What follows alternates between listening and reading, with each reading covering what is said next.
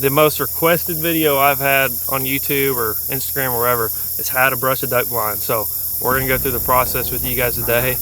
How to brush a duck blind.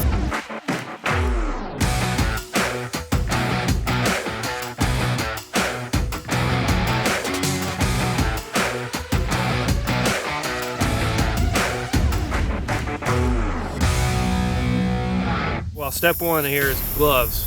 See my wrist and my forearms? That's the healthiest they're gonna look all day.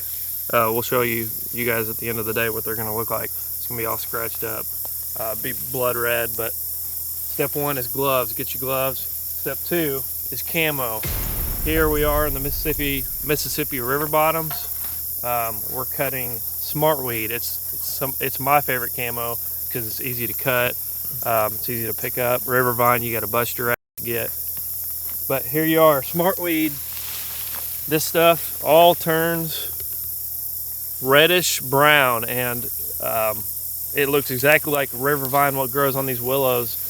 And so you want to hide like your natural environment. If you got a cornfield, you want to brush your blind in corn. If you got a rice field, you probably want to brush your pit in rice stubble. If you want to, hide the best. So we're in the river bottoms today. We're going to brush all our blinds today with smartweed. This stuff is awesome. It's going to be like it's just going to be a reddish brown stem. All these leaves will be gone. But so that's step one. So we're going to get to it and pick all this stuff up and take it to the brewer hole. This stuff is awesome, really. I've never seen it this thick.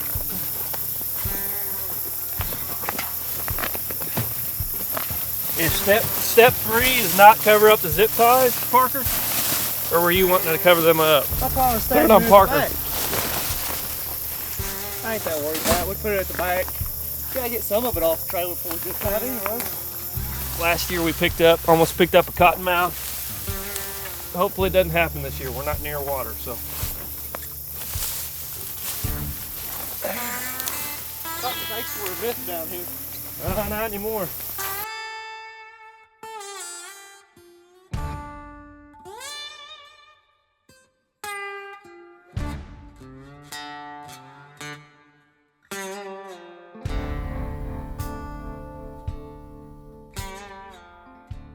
All right, so we just pulled up to a new blind we put in this year. It's called the Gar Hole. There's been a blind here for years. One of the oldest blinds on the farm. This is the one we burnt, so we put a new 20 by 4 blind in. And as you can see, there is brush from last year. It's a bunch of willows and heck, I don't know what we got on there. But step three is the base layer. So in order to get that base layer on there, we're going to have to take a lot of this brush off in order to be able to zip tie everything securely. And so what we're going to do is pull some of these limbs off, because these limbs will look just like this buck brush. This is a buck brush unit here in Unit 3, and we obviously want to blend in with our environment. So all these old sticks are going to look just like the buck brush when it's dead. So if we put a good base layer on it, and then add these dead sticks after, which is step 4, then it should look good. So stay tuned. We're gonna put this base layer on, and then we're gonna go into the shooting holes and show you guys how we do that.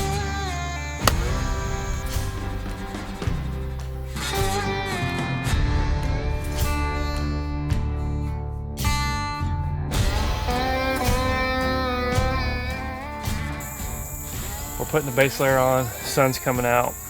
Should have started about 2 hours earlier, but we got all the branches off. We piled them up back behind us.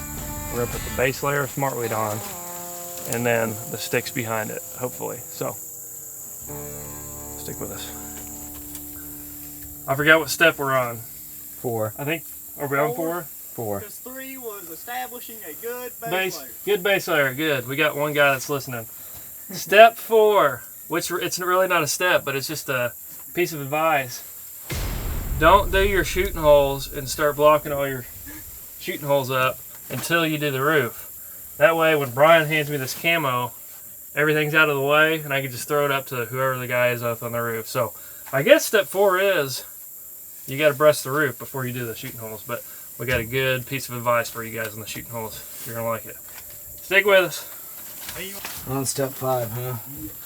All right, I got told on step 5 of how to brush a duck blind. So what we're doing right now is we're doing the shooting holes. So the key with the shooting holes is to camo them once, then camo them again, and then camo them again, and then right before season starts, camo them again, and then about Christmas you camo them again. So the key with it is you got this big flat surface where all these shooting holes are. The deeper you get it, the better luck you're gonna have. So if a duck's flying Perpendicular with the blind, he's not gonna be able to see in the holes if he's coming left to right or right to left until he's right in front in the decoys. So what you do is you just keep stacking it on there and get it deeper and deeper and deeper. You want it about that thick between each shooting hole and all the way around it. So what you gotta do is when it's green, you're gonna pile it on there, see if you can get it. You're gonna wait about a month, you're gonna come tighten all your zip ties, put another wad on there, tighten them again, and then as this dries down, you're gonna lose density. It's gonna get, just everything's gonna shrink down. Kind of like the first time when you wait to mow your yard after 3 weeks, you got that pile of stuff, you wait till the next day, you mow it again, it's all gone. So you kind of think about that when you're putting green camo on shooting holes and such. So your tip of the week.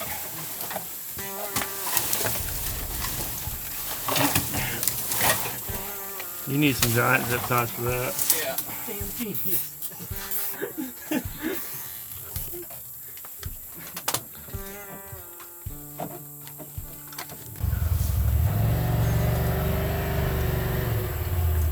That'll shrink down to nothing.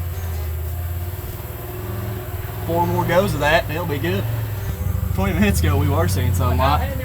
Now we're starting to get there. Only got a couple little holes left that we'll have to try to stuff stuff in and do it again 3, 4 more times before season hits. And we might be hidden if people can keep their faces out of the sunlight and keep their heads down on a cloudy day. Right.